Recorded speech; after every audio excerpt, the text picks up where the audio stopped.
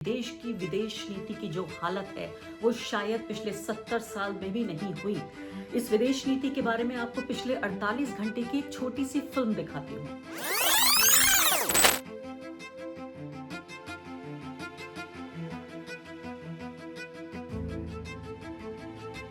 Reliance industries ये खत ये पोस्ट करती है, ये स्टेटमेंट ब्लूमबर्ग की उस रिपोर्ट को पूरी तरीके से हम गलत करार देते हैं। रिलायंस के जो स्टेटमेंट से ऐसा लगता है कि रिलायंस तो कह रहा है कि हमने खरीदना ही बंद कर दिया। After this, They wanted to make me happy, basically. He wanted to. Modi's a very good man. Yes. He's a good guy. He knew I was not happy, and it was important to make me happy. तो क्या मतलब कि Trump ये नहीं बताना चाहते थे और बता गए? ये हुआ क्या जब उन्होंने ये कहा कि Modi wants to make me happy? तो ये मोदी जी नहीं कहना चाहते कि भाई मैंने रशिया से पूरा तेल कम कर दिया। ये तो भाई ये तो सरकार की नीति है ना, और ये कहलवा रहे रिलायंस से। और अभी बजट केवल 3-4 हफ्ते दूर है। अब मेरा ये मानना है कि इस बजट में होगा क्या, क्योंकि अगर ट्रेड डील अगर ये कर रहे हैं, अगर ये ट्रेड डील बजट से पहले नहीं होता है और मान लीजिए ये बजट के बाद अप्रैल में होता है, तो फिर बजट पूरा उलट सुलट हो जाएगा। फिर दोबारा से एक बजट पेश करना।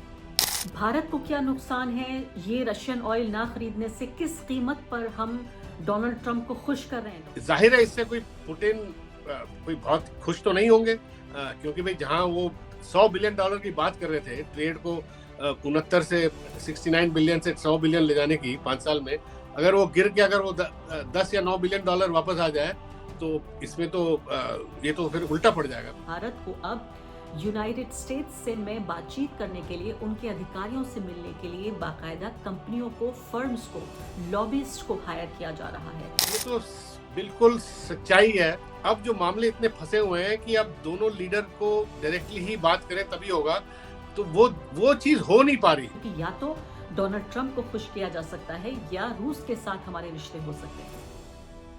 नमस्कार, द वायर में आपका स्वागत है। मैं हूं आरफा खानम शेरवानी। देश के इतिहास के सबसे मजबूत प्रधानमंत्री के कार्यकाल में देश की विदेश नीति की जो हालत है वो शायद पिछले 70 साल में भी नहीं हुई।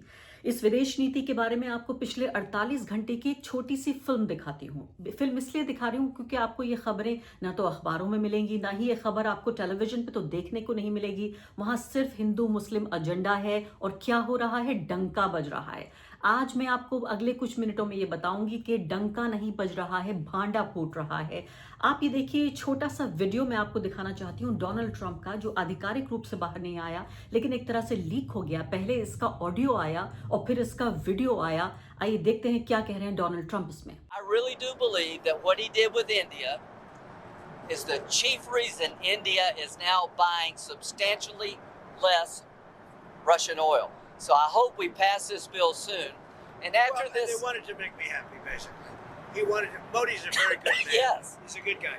He knew I was not happy, and it was important to make me happy. They do trade, Yeah. and we can raise tariffs on them very quickly, and it would be People are very afraid of bad that. for them.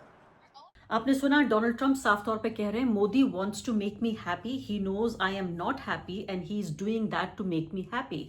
Narendra Modi मुझे खुश करना चाहते हैं, मुझे यानी Donald Trump को खुश करना चाहते हैं। वो ये अच्छे तरीके से जानते हैं कि मैं खुश नहीं हूं और वो ऐसा कर रहे हैं मुझे खुश करने के लिए। ऐसा कैसा कर रहे हैं? यानी रूस से तेल खरीदना बंद करके, कम करके नहीं, बंद करके वो मुझे खुश करने की कोशिश कर रहे हैं। ये वीडियो वायरल होता है, नरेंद्र मोदी की छवि को नुकसान होता है, तमाम उनके जो फुट सोल्जर्स हैं वो एक्शन में आ जाते हैं। टेलीविजन चैनल पर एक तरह का राष्ट्रवाद, बड़ा ही झूठा किस्म का राष्ट्रवाद नजर आता है और बताया जाता है कि इसका बदला लेने के लिए नरेंद्र मोदी और भारत और ज्यादा तेल खरीदेगा। और इसकी खबरें पहुंच जाती हैं यूनाइटेड स्टेट्स, और इन खबरों को पहुंचने के बाद भारत में आप देखिए इसका क्या नतीजा होता है। भारत की सरकार कोई क्लैरिफिकेशन नहीं देती।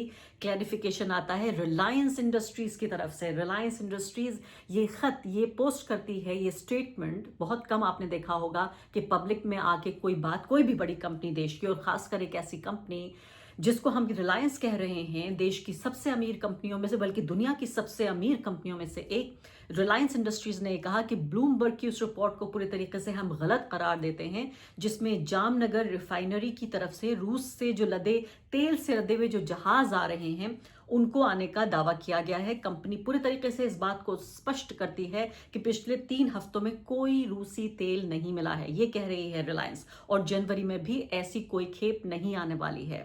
इसके बाद कहते हैं रिलायंस ने कहा कि पूरी तरीके से खबर गलत है ये, और उसकी छवि को नुकसान पहुंचा है और इससे उसे बहुत तकलीफ हुई है, बहुत आहत हुए हैं।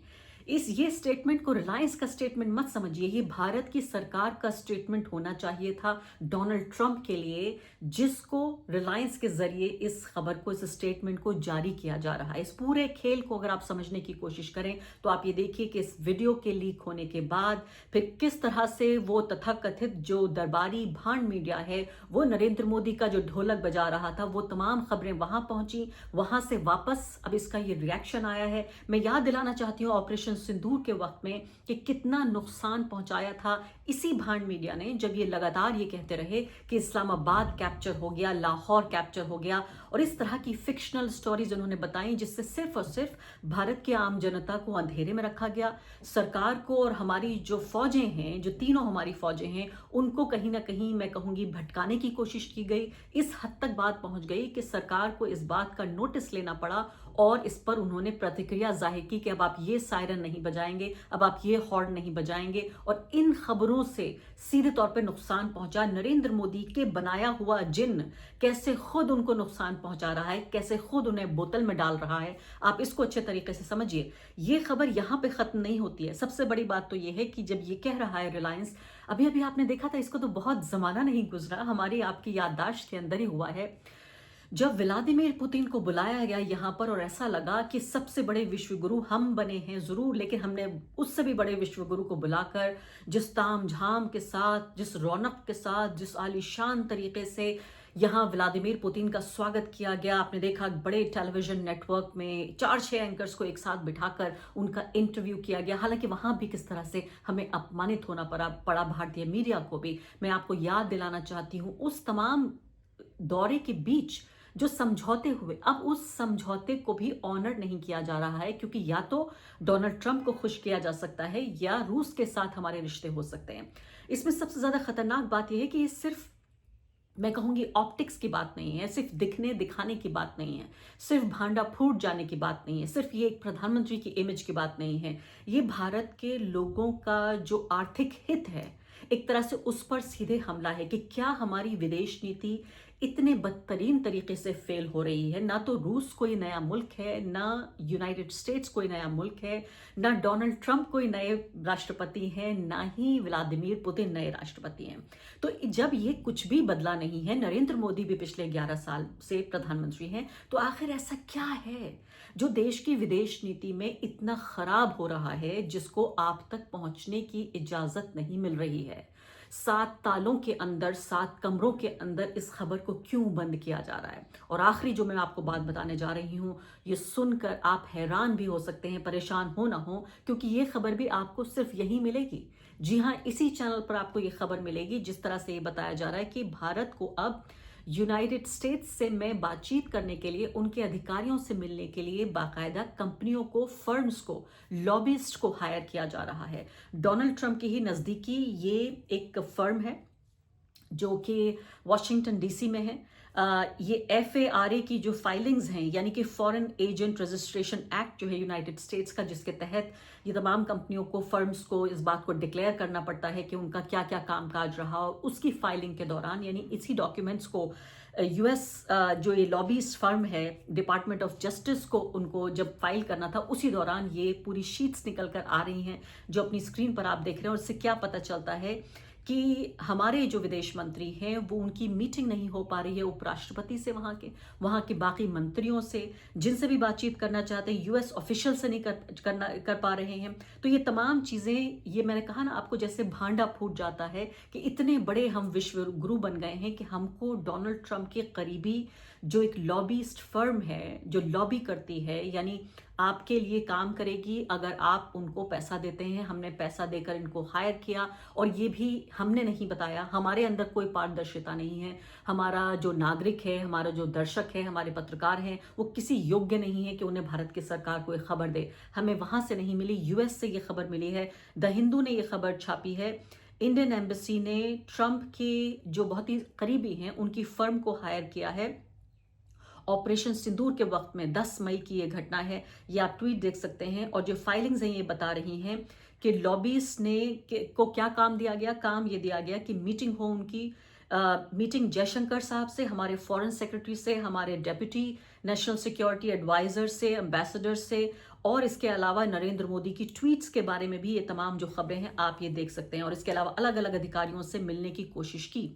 सूजी वाइल्स हैं इसमें, जेमिसन ग्रियर हैं, और साथ ही रिकी गिल वही साहब जो भारतीय मूल के हैं और काफ़ी करीबी अधिकारी हैं जो डोनाल्ड ट्रंप के साथ मिलकर बातचीत करते हैं, काम करते हैं। और मैंने आपको बताया था पिछले कार्यक्रम में, इस कार्यक्रम में मैंने आपको बताया था कि किस तरह से इनको बाकायदा अवार्ड मिला है, जो विदेश मंत्री हम उन्हें कह सकते हैं उनकी तरफ से यूनाइटेड स्टेट्स के, कि उन्होंने यूएस में जो इंडिया और पाकिस्तान इन दोनों के बीच जो सुलह कराई या सीज फायर कराई उसमें बेहतरीन काम करने के लिए बाकायदा इनको अवार्ड मिला।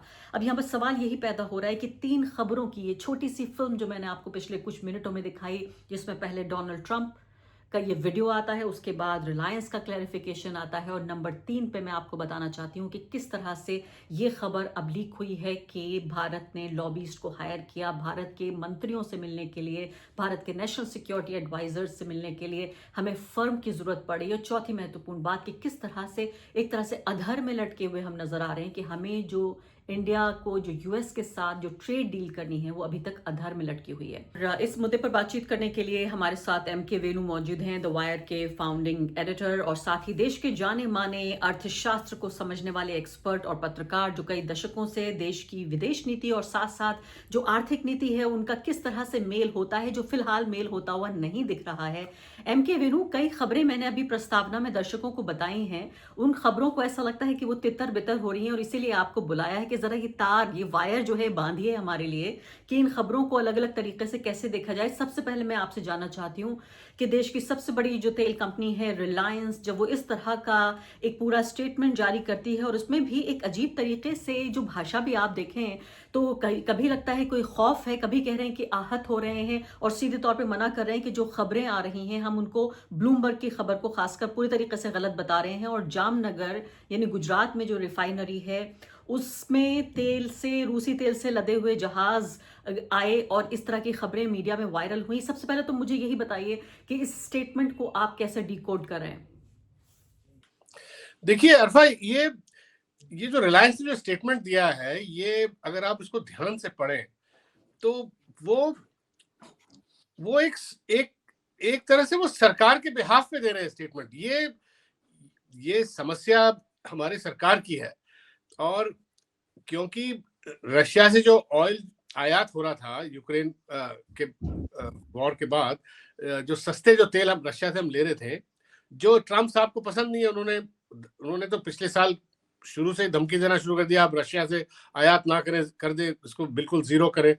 मगर इंडिया, आप देखिएगा, इंडिया पिछले साल अक्टूबर नवंबर तक, अभी एक खबर छपी है हिंदू में, नवंबर तक इंडिया का जो इंपोर्ट था रशिया से उसी लेवल पे हो रहा था जो पहले जो यूक्रेन वॉर के बाद जो रशियन ऑयल इंपोर्ट हुआ। 35% ऑफ इंडिया के सारा जो इंपोर्ट है वो रशिया का शेयर उसमें 35% था। अब ट्रम्प साहब चाहते हैं कि 35% गिर के 0 हो जाए। अब मोदी जी ने पुतिन साहब से मुलाकात करी, बड़ा समिट हुआ दिल्ली में, उसमें भी ये इंप्रेशन ये दिया गया कि इंडिया अपना रशिया के साथ अपने जो रिलेशन है इकोनॉमिक, उसको कॉम्प्रोमाइज नहीं करेगा। ये भी कहा गया कि तेल का आयात कम होगा, मगर इतना नहीं कम होगा कि मतलब पुतिन साहब भी नाराज हो जाएं। मगर अब ये रिलायंस के जो स्टेटमेंट से ऐसा लगता है कि रिलायंस तो कह रहा है कि हमने खरीदना ही बंद कर दिया। और रिलायंस, आप मान के चलिए, जो प्राइवेट सेक्टर जो कंपनियां थी रिलायंस और एक नायरा, वो कम से कम 60 से 70% तेल, जो रूसी जो कच्चा तेल, वही आयात करते थे। अगर रिलायंस ने अगर 0 कर दिया जैसे वो बोल रहे हैं, तो रशिया से तेल तो आना बिल्कुल ही ना के बराबर हो जाएगा। और इसको आप ये जोड़ के देखें, जो ट्रम्प साहब ने वो स्टेटमेंट दिया कि भाई अब मोदी जी ने मुझे खुश रखने की, जब उनसे कहा गया कि रशिया तो पूरा तेल, जो रिलायंस का स्टेटमेंट का हवाला देते हुए कहा गया कि रशिया से इंडिया पूरा तेल जो खरीदारी बिल्कुल बंद करने वाला है, तो ट्रम्प साहब ने बड़े खुशी से बोला, हाँ ये तो मोदी जी मेरे को खुश करने के लिए इन्होंने ये कर। वेनु, यहाँ पर मैं ये बात करना चाहती हूँ आपसे कि ये जो बयान है एक तरह का लीक हुआ है। ये कोई फॉर्मल या आधिकारिक रूप से ये बयान जारी नहीं किया गया। पहले इसका ऑडियो वायरल हुआ, फिर इसका वीडियो कहीं से मिल गया।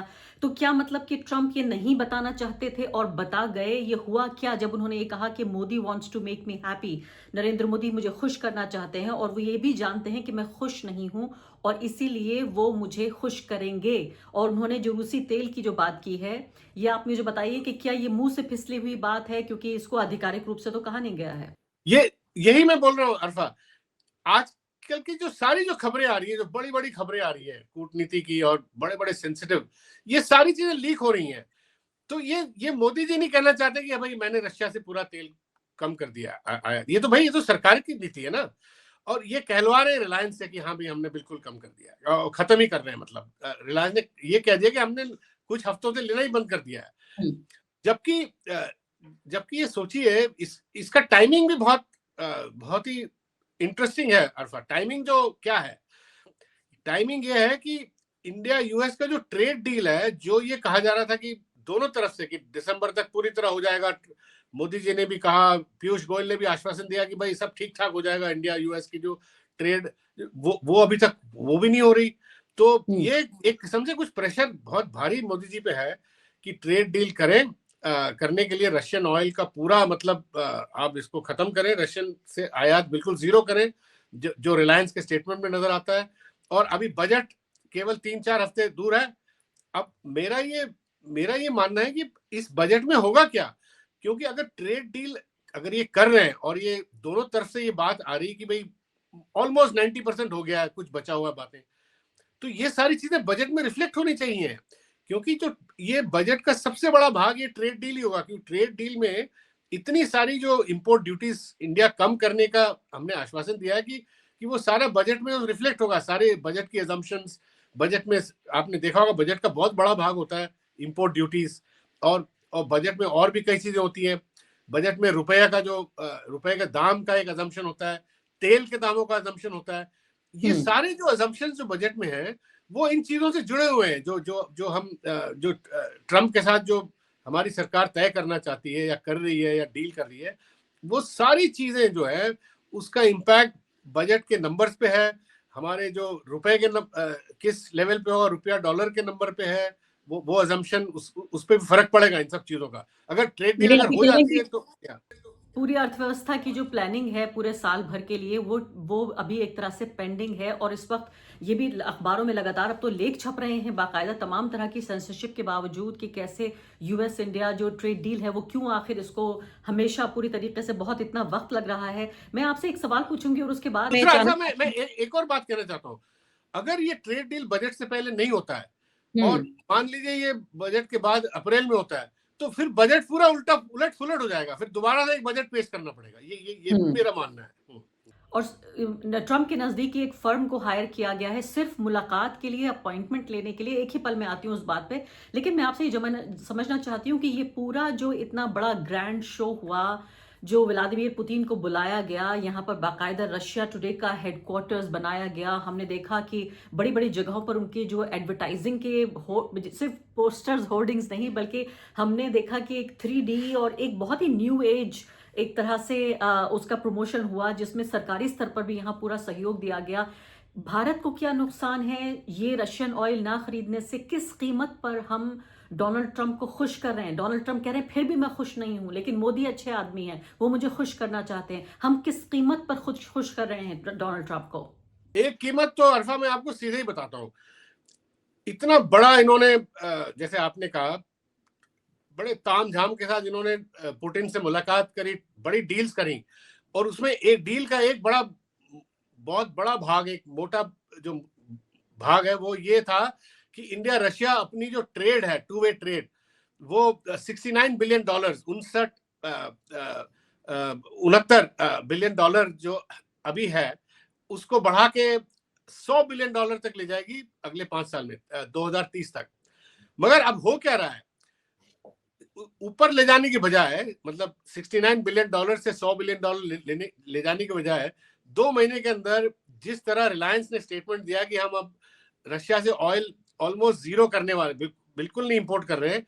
तो ये जो $69 बिलियन से गिर के, अगर ये सही है तो इंडिया रशिया ट्रेड तो गिर के $5-6-7 बिलियन आ जाएगा, वो उल्टा होगा, मतलब वो बिल्कुल ही गिरेगा। तो ये अब जाहिर है इससे कोई पुतिन कोई बहुत खुश तो नहीं होंगे, क्योंकि भाई जहां वो $100 बिलियन की बात कर रहे थे ट्रेड को 69 से 69 बिलियन से 100 बिलियन ले जाने की 5 साल में, अगर वो गिर के अगर वो 10 या $9 बिलियन वापस आ जाए तो इसमें तो ये तो फिर उल्टा पड़ जाएगा। तो इंडिया रशिया एक उसी के कॉस्ट पे, इंडिया रशिया रिलेशंस की कॉस्ट पे ही होगा ये, अगर होगा तो। बिल्कुल। अब आखिरी सवाल आपसे वेनु, और सबसे महत्वपूर्ण सवाल आज जो पूरी तरीके से वायरल है, लेकिन अभी तक सिर्फ अंग्रेजी मीडिया दिखा रहा है, हिंदी की खबरों में तो अखबारों में आप देखेंगे नहीं, और टेलीविजन पे तो पूरी तरीके से ब्लैकआउट होगा। वो खबर ये है कि डोनाल्ड ट्रंप के एक बहुत नजदीकी फर्म को हायर किया गया, जेसन मिलर फर्म है, और इसको जो वॉशिंगटन है, वॉशिंगटन डीसी है, वहां पे हायर किया गया।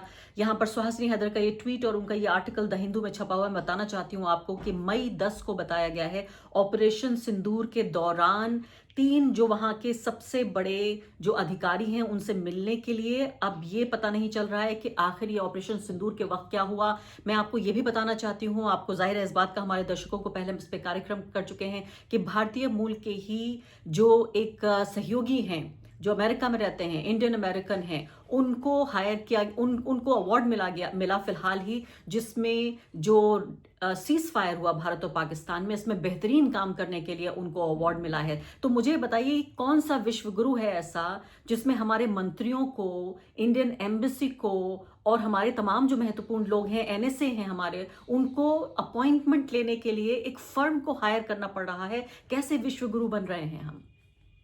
देखिए अरफा, ये तो बिल्कुल सच्चाई है, और बहुत ही मतलब ओपन, जिसे मैं कह रहा हूँ खुली सच्चाई है कि पिछले 6-8 महीनों में ट्रम्प के साथ जो मोदी जी का कम्युनिकेशन ब्रेकडाउन हुआ है। और ये मैं आपको इसलिए कह रहा हूँ क्योंकि ये कई अखबारों में इंडियन जो हमारे अफसरान हैं, ऑफिशियल्स, उन्होंने, और उनके जो यूएस के ऑफिशियल्स, दोनों तरफ से ये टिप्पणी आई है कि भाई अब जो मामले इतने फंसे हुए हैं कि अब दोनों लीडर को डायरेक्टली ही बात करें तभी होगा।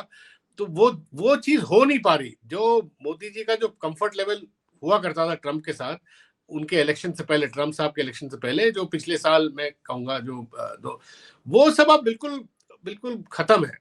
और ये जो विश्व गुरु जो हम कहा करते थे कि भाई मोदी जी का डंका बज रहा है और बोलबाला है और लोगों से पूरा उनका संपर्क रहता है, वो सब अब आप मान के चलिए वो खत्म है। वो यूएस के साथ कम खत्म है, चाइना के साथ तो था ही नहीं। ये कहा जा रहा था कि शी जिनपिंग और मोदी जी के बीच 5 साल कोई डायरेक्ट कॉन्वर्सेशन नहीं हुआ, वहां भी ऑफिशियल्स के थ्रू, और यहाँ भी नहीं हो रहा। बस ये 2 बड़े जो अब रशिया से जो बात हुई है, जो रशिया से जो पुतिन साहब से जो मिलके जो उन्होंने किया, वो भी मुझे लगता है कि वो भी इम्प्लीमेंट होता नहीं दिख रहा, जो एग्रीमेंट, जो इकोनॉमिक, खास के जो ट्रेड एग्रीमेंट्स वगैरह। तो ये एक खास, एक बहुत ही अजीब स्थिति में है इंडिया इस वक्त। बिल्कुल, डंका तो नहीं, भांडा। मुझे सामने अनसर्टेनिटी दिख रहा है अर्थव्यवस्था पे, उसका पूरा इम्पैक्ट हमें दिख रहा है। रुपया का बिल्कुल जो जिस तरह डॉलर के प्रति गिर रहा है, जो बड़े देश हैं वो तो डॉलर के प्रति स्ट्रांग हो रहे हैं, केवल रुपया गिर रहा है। फॉरेन इन्वेस्टमेंट आते हुए नहीं दिख रहा, वो भी इसी वजह से कि यूएस इंडिया ट्रेड डील हो नहीं पा रहा। लोग वेट कर रहे हैं कब होगा, तो जो विदेशी जो निवेशक है वो भी वेट कर रहा है। और पिछले 3 महीनों में विदेशी निवेश जो है बहुत जोरों की गिरता हुआ दिख रहा है पिछले 2-3। बिल्कुल, मैं समय समाप्त हो गया। बहुत बहुत शुक्रिया वेनु आपका। मैं कह रही हूँ डंका तो नहीं बज रहा है, भांडा जरूर फूट रहा है। और अभी हम पहले हफ्ते में ही हैं इस नए साल के, जिस तरह की हमारी छवि अंतर्राष्ट्रीय स्तर पर बन रही है। बहुत बहुत शुक्रिया आपका इस बातचीत के लिए। द वायर के और वीडियोस देखने के लिए सब्सक्राइब करें और बेल आइकन पर क्लिक करें।